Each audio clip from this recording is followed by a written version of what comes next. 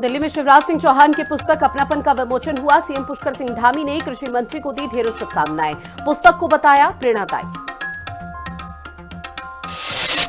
मोदी सरकार के 12 साल पूरे होने पर सीएम पुष्कर सिंह धामी ने दी बधाई और शुभकामनाएं। एक्स पर पोस्ट कर सीएम धामी ने लिखा, पिछले 12 सालों में भारत ने विकास की नई परिभाषा लिखी। आज अल्मोड़ा के दौरे पर रहेंगे सीएम धामी। एसएसजे यूनिवर्सिटी के प्रशासनिक भवन का करेंगे उद्घाटन। सीएम धामी के दौरे की तैयारियां पूरी। 28 मई से बीजेपी के राष्ट्रीय अध्यक्ष नितिन नवीन का 3 दिवसीय उत्तराखंड का दौरा। कार्यकर्ताओं और युवाओं से करेंगे संवाद। 2027 के विधानसभा चुनाव पर फोकस। बकरीद को लेकर हरिद्वार और हल्द्वानी में हुई बड़ी बैठक। प्रशासन की सख्त गाइडलाइन जारी। सड़क पर नमाज पर रोक लगाई गई। ईदगाहों में ही होगी अब ईद की नमाज अदा।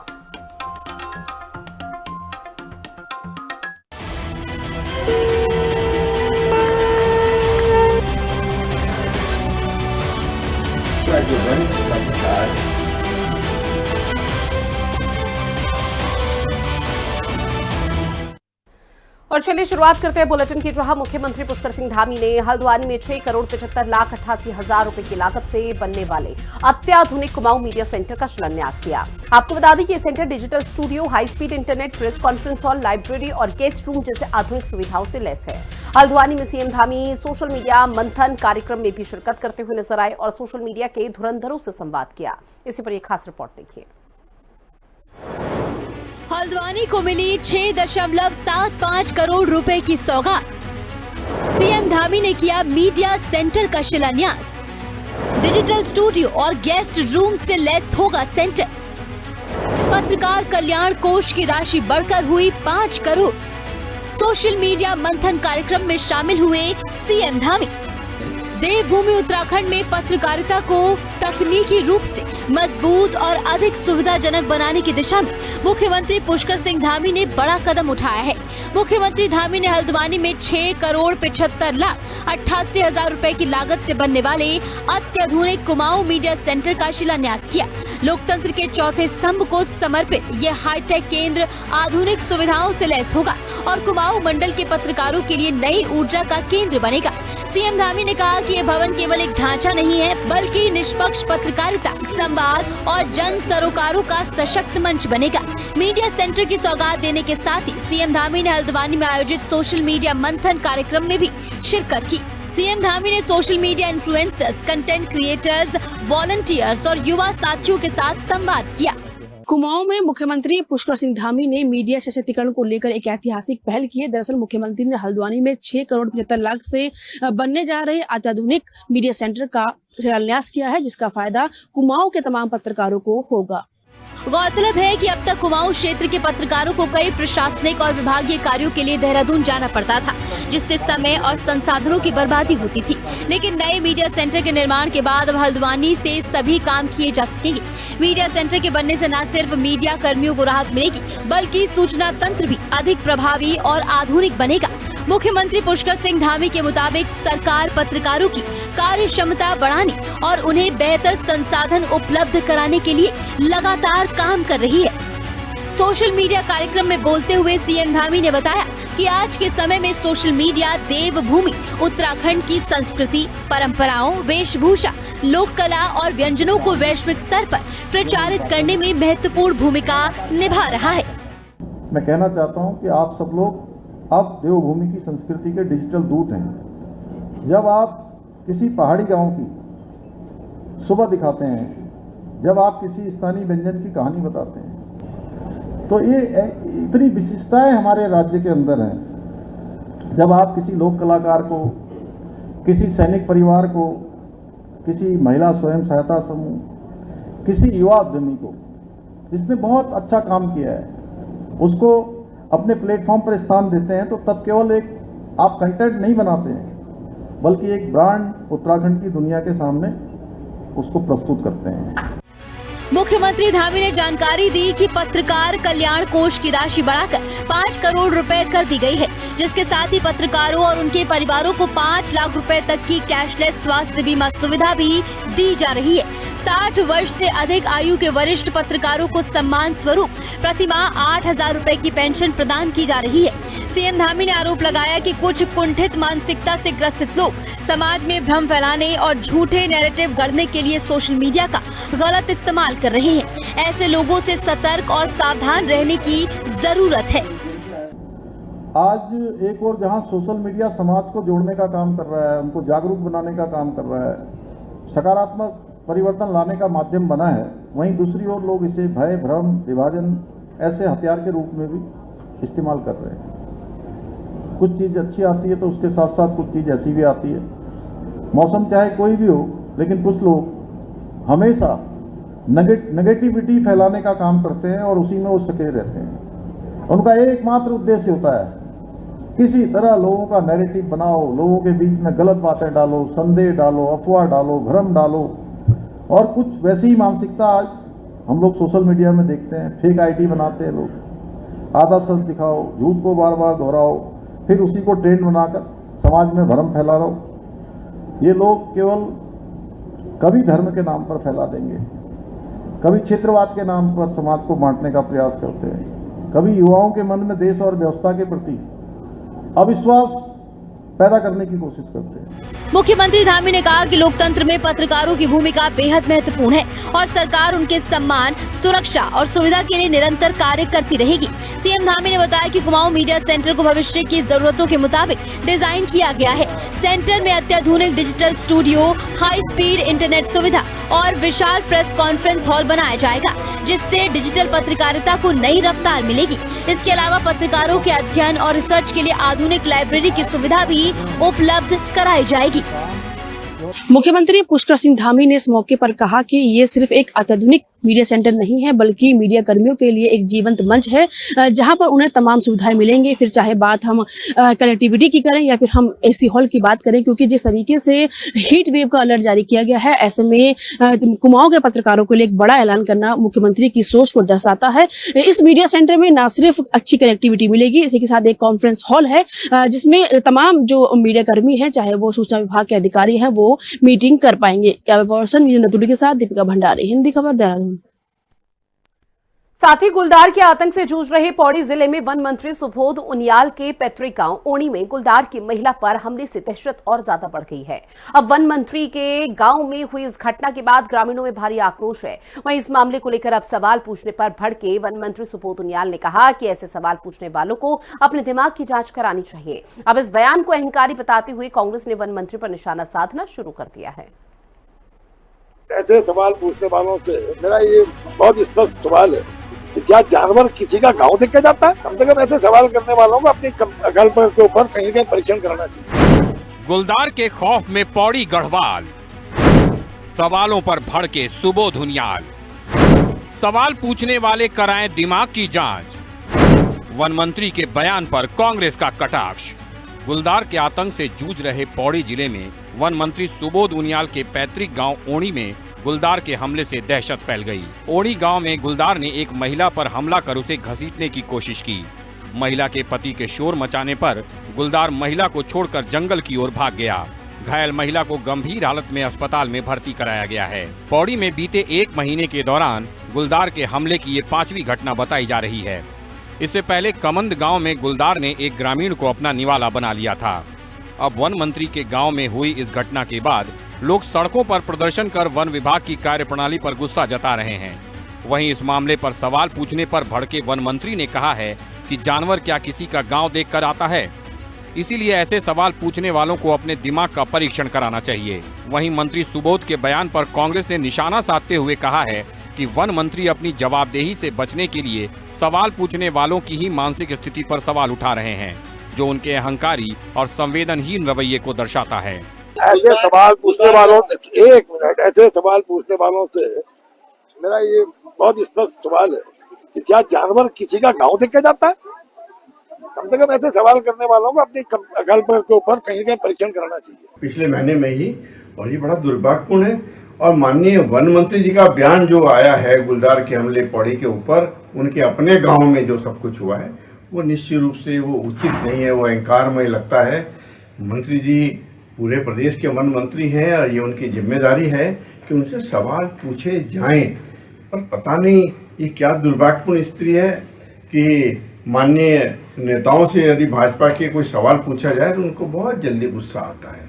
ये गुस्सा उचित नहीं है। जनता अपने कष्टों के निवारण के लिए सवाल निश्चित रूप से पूछेगी और माननीय वन मंत्री जी का गुलदार के हमलों पर जो बयान आया है वो दुर्भाग्यपूर्ण है। पौड़ी में गुलदार के लगातार हमलों से स्थानीय लोग दहशत में हैं। वहीं वन विभाग के खिलाफ लोगों में गुस्सा है। ऐसे में वन मंत्री के सवाल पूछने वालों की मानसिक स्थिति की जांच कराने के बयान ने जनता का आक्रोश और बढ़ा दिया है। अब देखना होगा कि वन मंत्री जवाबदेही से बचने की बजाय गुलदार के आतंक से लोगों को निजात दिलाने के लिए धरातल पर मोर्चा संभालते हैं या दहशत में जी रही जनता के गुस्से के और भड़कने का इंतजार किया जाता है। देहरादून से संवाददाता दीपिका भंडारी के साथ ब्यूरो रिपोर्ट, हिंदी खबर। अब बात करते हैं अगली खबर की, जहां उत्तराखंड में विकास कार्यों को गति देने के लिए मुख्यमंत्री पुष्कर सिंह धामी ने 20 करोड़ 69 लाख रुपए की वित्तीय और प्रशासनिक स्वीकृति दी है। अब इस राशि से राज्य के कई जिलों में सड़क निर्माण, आवास निर्माण और जन सुविधाओं से जुड़े हुए काम किए जाएंगे। टिहरी, बागेश्वर, पौड़ी, नैनीताल और देहरादून समेत कई जिलों की परियोजनाओं को मंजूरी मिल गई है। मुख्यमंत्री ने अधिकारियों को निर्देश दिए हैं कि सभी निर्माण कार्य गुणवत्ता और तय समय पर ही पूरे किए जाएं, ताकि लोगों को बेहतर सड़क और बुनियादी सुविधाओं का लाभ मिल सके।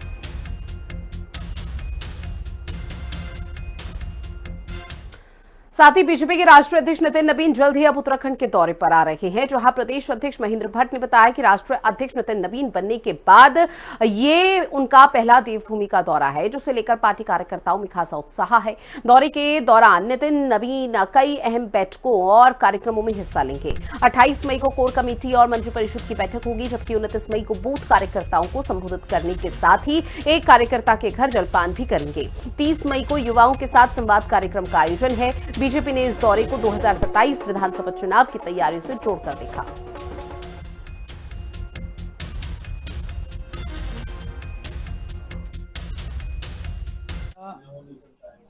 राष्ट्राध्यक्ष निर्वाचित होने के बाद उनका प्रथम देवभूमि आगमन है। भारतीय जनता पार्टी कार्यकर्ता उत्साहित हैं। उनके स्वागत की हम लोग तैयारियां कर रहे हैं। कल पदाधिकारी बैठक में उनके कार्यक्रम के स्वरूप को हमने अंतिम रूप दिया है। राष्ट्रीय अध्यक्ष जी 28 तारीख को आएंगे और उसी दिन कोर कमेटी की बैठक और मंत्रिपरिषद के जो माननीय हमारे सदस्य हैं उन सबका बैठना होगा।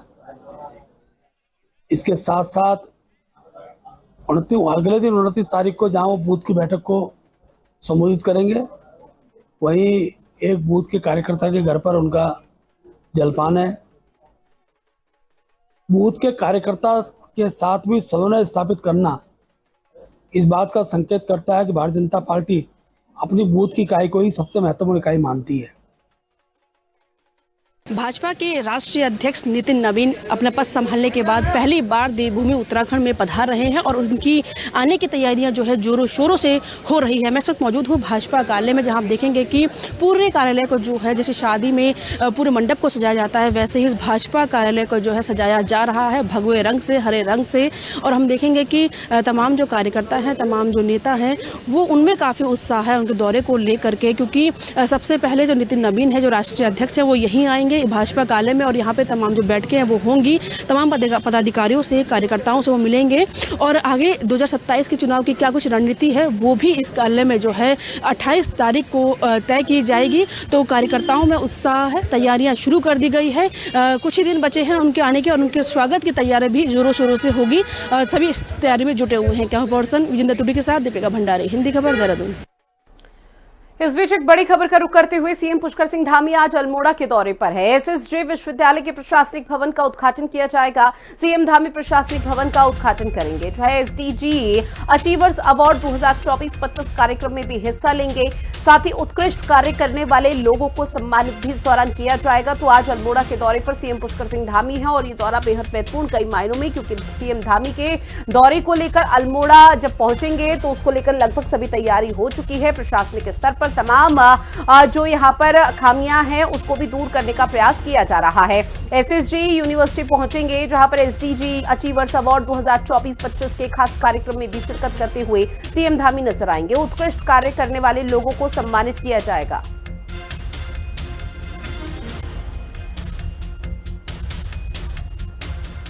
साथ ही तीर्थ नगरी ऋषिकेश का मुख्य सरकारी अस्पताल इन दिनों खुद बीमार नजर आ रहा है। हालात ये हो चुके हैं कि पिछले लंबे समय से अस्पताल में गर्भवती महिलाओं को सिजेरियन और की सुविधा नहीं मिल पा रही है। लंबे समय से महिला सर्जन छुट्टी पर है, लेकिन स्वास्थ्य विभाग और शासन की ओर से इस ओर कोई ध्यान नहीं दिया जा रहा, जिससे आपातकालीन स्थिति में अस्पताल पहुंचने वाली गर्भवती महिलाओं को या तो निजी अस्पतालों का रुख करना पड़ रहा है या फिर देहरादून जैसे बड़े शहरों के चक्कर काटने पड़ते हैं।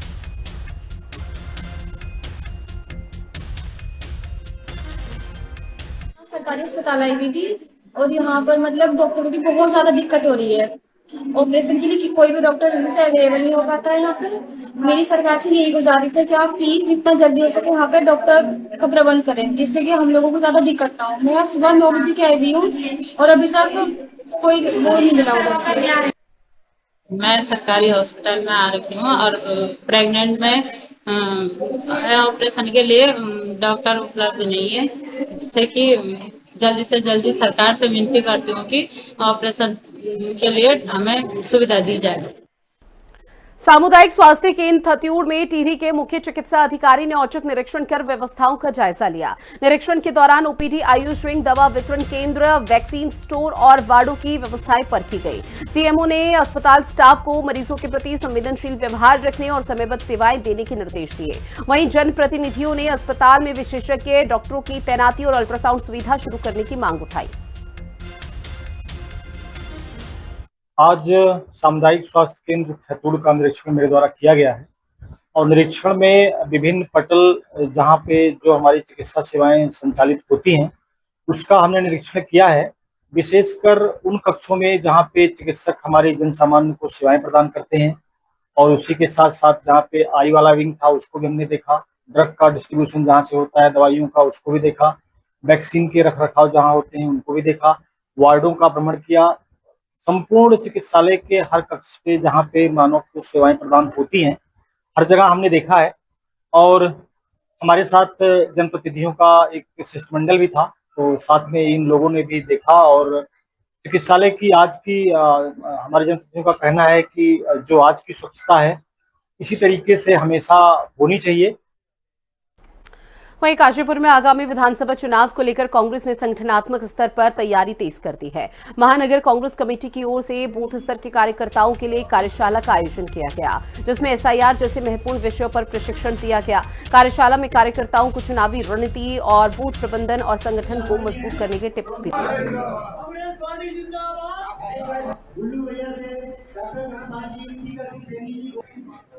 कांग्रेस कमेटी काशीपुर के तत्वाधान में आज एसआईआर को लेकर के आज एक मीटिंग एक बहुत बड़ी संख्या में कांग्रेस ने यहाँ उपस्थित होकर करी है। आपका जो उद्देश्य था एसआईआर प्रक्रिया जो शुरू होने वाली है मई के लास्ट महीने में, जिसमें एसआईआर मतलब स्पेशल इंटेंसिव डिवीजन जो मतदाता सूची होती है। आप भी जानते हैं कि समय समय पर जब तो चुनाव आते हैं समय समय पर मतदाता सूची को अपडेट भी कराना पड़ता है, उसको शुद्ध भी करना पड़ता है। इसलिए इस एसआईआर प्रक्रिया के माध्यम से जब मतदाताओं को इसे जोड़ने का काम किया जाएगा, इसे विभिन्न चरणों में विभिन्न फॉर्म संख्या के अकॉर्डिंग इसमें हम अपने मतदाताओं को जोड़ने का काम करेंगे।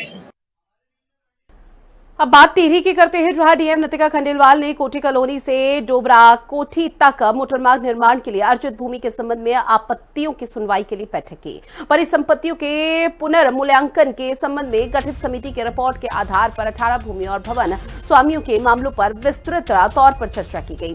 5 लोगों की परिसंपत्तियों का सर्वे टीम की ओर से एक बार फिर से मूल्यांकन कर रिपोर्ट पेश करने के निर्देश दे दिए हैं।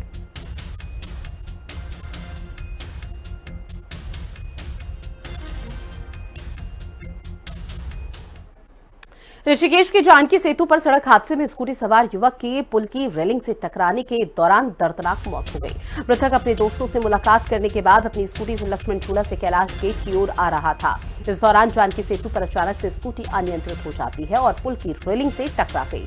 हादसे में युवक गंभीर रूप से घायल हुआ, जहां घायल युवक को आनंद फानन में राजकीय अस्पताल ऋषिकेश ले जाया जा रहा था, लेकिन अस्पताल पहुंचने से पहले ही रास्ते में युवक ने दम तोड़ दिया।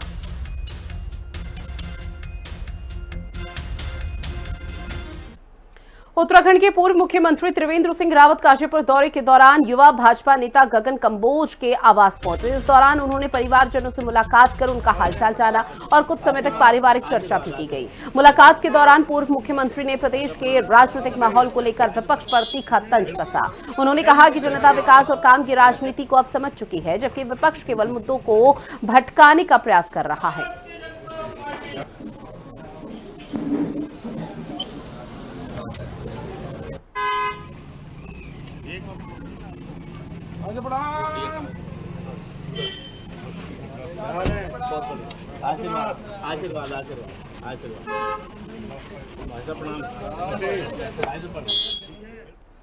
उत्तरकाशी के हर्षिल घाटी में स्थानीय युवा पर्यटन के जरिए रोजगार के नए नए मॉडल तलाश कर रहा है। चारधाम यात्रा के दौरान पर्यटकों के बढ़ते आकर्षण को देखते हुए हर्षिल में अब एटीवी, बाइक और राइडिंग की शुरुआत की गई है। स्थानीय युवा सुनील रौतेला ने इस नई पहल के जरिए साहसिक पर्यटन को बढ़ावा देने का प्रयास किया है। पर्यटक अब देवदार के जंगलों और पहाड़ी रास्तों पर एडवेंचर राइड का आनंद ले सकेंगे। स्थानीय लोगों का मानना है कि इस पहल से पर्यटन को नई पहचान मिलेगी, युवाओं को रोजगार मिलेगा और पहाड़ों से पलायन रोकने में भी मदद मिलेगी।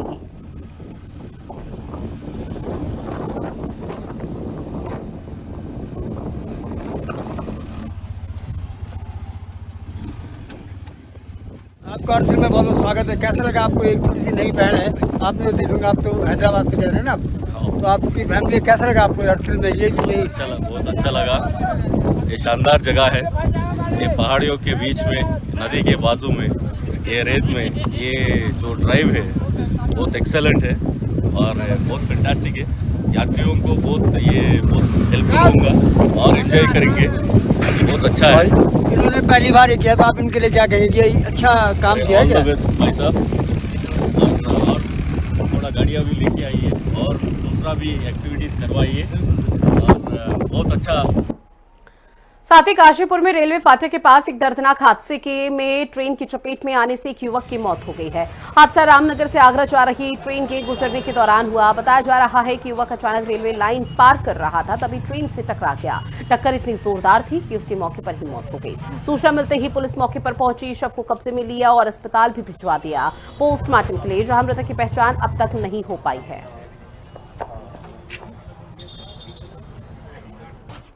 धर्मनगरी हरिद्वार में ईद उल अजहा को लेकर पुलिस और प्रशासन पूरी तरह से अलर्ट मोड पर है। त्योहार को शांतिपूर्ण और सौहार्दपूर्ण माहौल में संपन्न कराने के लिए सुरक्षा के कड़े इंतजाम किए गए हैं। एसएसपी नवनीत सिंह भुल्लर ने साफ चेतावनी दी है कि किसी भी तरह की अराजकता, अफवाह फैलाने या फिर कानून व्यवस्था बिगाड़ने की कोशिश बर्दाश्त नहीं की जाएगी। जिले को 7 सुपर जोन, 17 जोन और 34 सेक्टर में बांटकर पुलिस, पीएसी और खुफिया एजेंसियों की तैनाती की गई है। संवेदनशील इलाकों पर विशेष निगरानी रखी जा रही है और सोशल मीडिया पर भी पुलिस की पैनी नजर बनी हुई है। ये बड़ा त्योहार है, तो इसमें जनपद में सकुशल संपन्न कराने के लिए पूरे जनपद को 7 सुपर जोन, 17 जोन और 34 सेक्टर्स में विभाजित किया गया है। सुपर जोन में डिप्टी एसपी हैं, जोन्स में इंस्पेक्टर्स और एसओ हैं और जो सेक्टर्स हैं उसमें सब इंस्पेक्टर स्तर के अधिकारी लगाए गए हैं और इसमें पर्याप्त संख्या में पीएसी पुलिस बल लगाया गया है। इसके साथ ही जो संबंधित विभाग हैं उनको साथ में लेके प्रत्येक जो हमारे महत्वपूर्ण स्थल है, जहाँ पे ईदगाह, जहाँ पे नमाज अदा की जाती है, उस संबंध में पीस कमेटी की मीटिंग्स कर ली गई हैं और इसके अतिरिक्त जो दिशा निर्देश मुख्यालय से और रेंज कार्यालय से प्राप्त हुए थे, विस्तृत जो इंस्ट्रक्शंस मिले थे वो जनपद के प्रत्येक थाने को, प्रत्येक अधिकारी को ब्रीफ कर दिए गए हैं और पुलिस पूरी तरह गियर अप है कि त्यौहार अच्छे से हमारे यहाँ संपन्न हो जाए। और चलिए उत्तराखंड के खास बुलेटिन में इतना ही। आप बने रहिएगा हिंदी खबर के साथ। नमस्कार।